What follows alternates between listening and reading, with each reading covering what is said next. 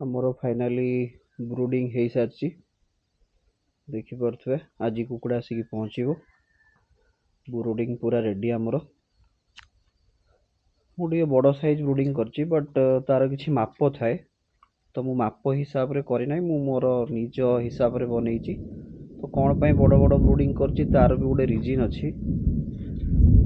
ତାର ମେରିଟ୍ ବି ଅଛି, ଡିମେରିଟ୍ ବି ଅଛି, ବଟ୍ ଆପଣ ଠିକ୍ ସେ ମ୍ୟାନେଜ୍ କରିପାରିଲେ ଦେନ୍ ଓକେ, ନହେଲେ ପ୍ରୋବ୍ଲେମ୍।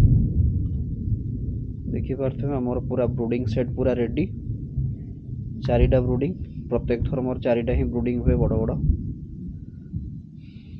फिलहाल तो मोर आज 3500 चिक्स आसवे। देखा जाऊ आगू को आपको डेली अपडेट देवी।